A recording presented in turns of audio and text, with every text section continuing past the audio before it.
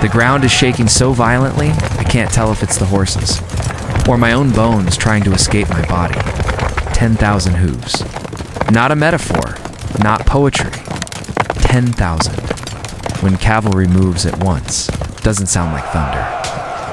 It sounds like the end of the world. Clearing its throat, we are descending. Down the slope at Waterloo. Polished steel flashing under a sun that has no business shining on a day like this.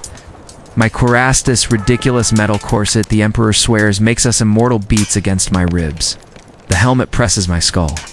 Sweat runs into my eyes. The horse beneath me is no longer an animal. He's a drum. A cannonball with legs ahead of us. British squares. Red walls bristling with bayonets. Calm. Infuriatingly calm. If you've never charged infantry that wants you dead, imagine galloping into a moving hedge made entirely of knives. Now multiply it by 10,000. The trumpet screamed we lower sabers, and for one strange suspended second, I think, so this is what being a bullet feels like. You think men like me were born wanting this? We weren't. I was born wanting bread that wasn't stale, and a roof that didn't leak. A farm outside lion, mud, cows.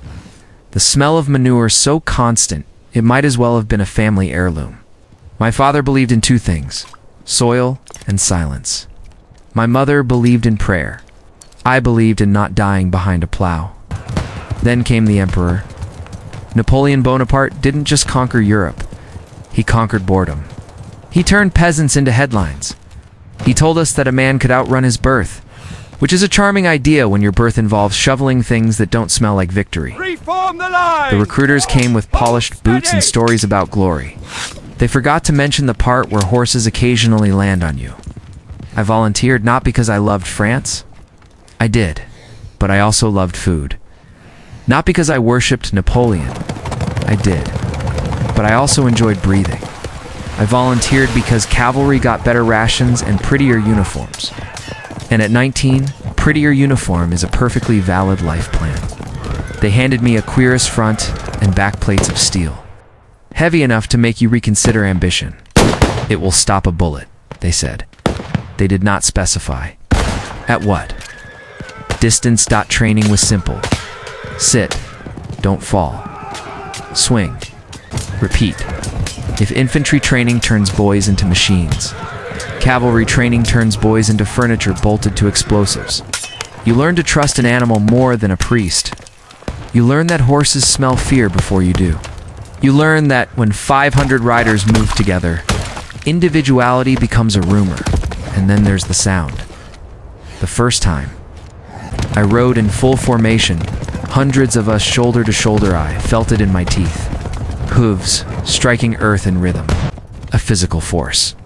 It rearranges your organs. It makes you believe in impossible things. It makes you believe you cannot be stopped, which is hilarious, because everything can be stopped. We broke Austrians. We shattered Prussians. We rode through smoke so thick it felt chewable. I saw cannons fire into our ranks and watched men disappear, not fall, disappear replaced by air and red mist. One moment Pierre was telling a joke about Polish girls. The next he was a philosophical concept. War moves quickly. Grief moves slower. We didn't have time for slower. The Emperor rode past us once before a battle. Small man. Immense presence. When he looked at you, it felt like being selected by history itself, or audited by it. He said we were the fist of France. I believed him. We all did. Steel on our chests. Plumes on our helmets. Sabers bright.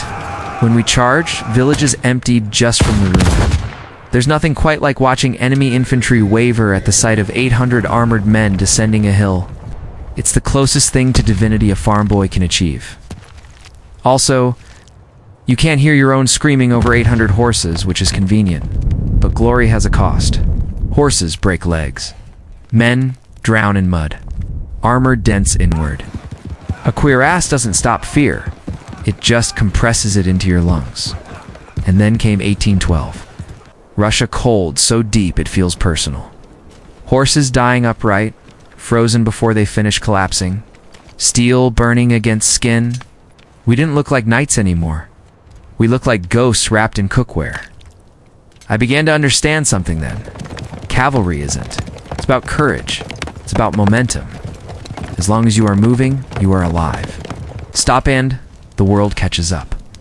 Which brings me back to this hill, Waterloo. June 18th, 1815. The Emperor needs a breakthrough. The British line must crack. We are ordered forward again and again. The mud is thick. The ground uneven. The enemy steady. The first charge felt magnificent. The fifth feels desperate. We thunder down the slope, sabers raised. The British squares hold, bayonets angled outward like metallic wheat. Our horses hesitate. Some crash into the points. Some rear. Men topple. Armor flashes. Shots ring. Smoke erupts. I swing. I shout. I see faces young, terrified, resolute inside those squares.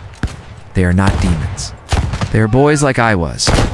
Farm boys who also wanted bread and something better than manure. For the first time, the sound of 10,000 horses does not feel invincible. It feels fragile because hooves can shatter, momentum can stall, and steel. No matter how polished, can rust in a single afternoon. We wheel around, reform, charge again, and again. The ground is slick now. Not just mud, under the thunder, beneath the trumpets, I hear something new. Doubt the Emperor watches from afar. The legend. The man who made peasants into cavalry, and I wonder for the first time in 15 years whether we are the fist of France, or the last throw of dice from a gambler who has forgotten how to lose. The trumpets sound again. We lower sabers, and as 10,000 horses surge forward one more time, I realize something that no recruiter ever mentioned. Steel does not make you immortal. It just makes the fall louder. The last charge is quieter, not in sound, God, no. The earth still convulses beneath 10,000 hooves. But inside me, something has gone silent. The illusion. The certainty. The boy who believed steel meant destiny. We crest the rise again, and this time the British squares do not waver. They breathe smoke and fire. Horses fold mid-stride. Men vanish beneath iron-shod chaos. My saber strikes wood, cloth, bone, I don't know which. My cuirass jolts as a musket ball slams into it. The plate dents inward. I remain alive. At what distance indeed? We pull back again. Fewer of us now. Much fewer. Across the field, I see it, the line beginning to break. Not theirs. The thunder thins. The rhythm stutters. 10,000 horses become thousands. Then hundreds. Then scattered noise swallowed by retreat. For the first time since I left my father's farm, I am not charging forward. I am riding away. And the sound that follows us is not glory. It is history closing a door.